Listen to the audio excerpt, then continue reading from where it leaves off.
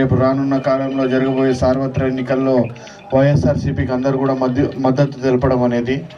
ఈరోజు ఏదైతే కొండయ్య చెప్పినాడో ఇప్పుడు ఒక 2-3 విషయాలు ఏదైతే ఎవరో ఫోన్లు చేసి బెదిరిస్తున్నారు ఇవన్నీ అని, అవన్నీ ఏం పట్టించుకోవాల్సిన అవసరం లేదు. అవన్నీ అయ్యేది లేదు, సచ్చేది లేదు. ఒకటి ఇందాక అన్న చెప్పినట్టు మీరందరూ చేస్తేనే పైన నాయకులు అయింది. ఈరోజు మీకు జరిగిన అన్యాయానికి, మీకు జరిగిన ఇబ్బందులకే మీరు పార్టీలు మారుతూ ఉన్నారు.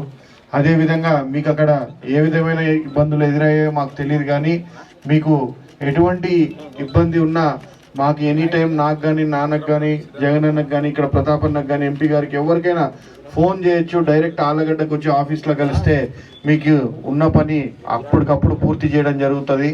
ఖచ్చితంగా నా తరపున నేను మాటిస్తూ ఉన్నాను. కొత్త వాళ్ళు లేదు, కొత్త వాళ్ళని లేదు, పాత వాళ్ళని లేదు, అందరికి కూడా సమానంగా పార్టీకి కష్టపడినప్పుడు అందరికి కూడా సమానంగా విలువ ఇవ్వడం జరుగుతుంది.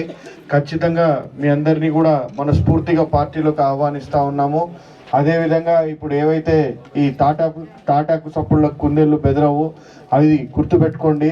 ఖచ్చితంగా మీ అందరికి కూడా తెలుసు, మీరు మంచో చెడో ఎంతో కష్టకాలంలో ఎన్నో ఇబ్బందులు పడి ఆ ఫ్రాక్షన్ ఇబ్బందులు అన్నీ చూసి ఈ స్థాయికి వచ్చిన వాళ్ళు